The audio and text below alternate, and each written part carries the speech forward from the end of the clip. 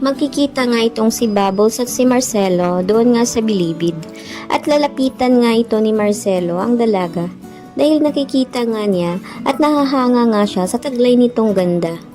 Kaya naman kakausapin nga niya ito at bubulahin nga niya itong si Bubbles at sasabihin nga niya na bakit nga umano sila magkamukha.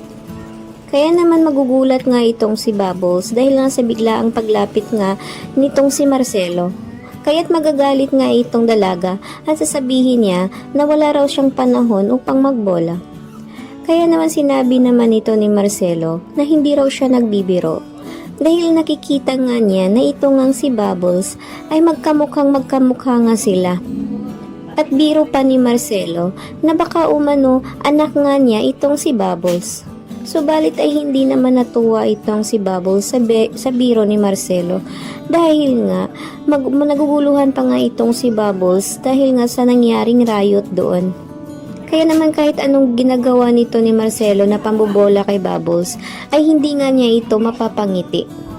Kaya naman sinabi ni Marcelo na aalis na nga siya dahil baka umano nakakaistorbo siya nito. Kaya nang paglisan nga nitong si Marcelo ay hindi nga niya mawala sa kanyang isip na parang mag-aano mano ang kanyang loob dito nga kay Bubbles.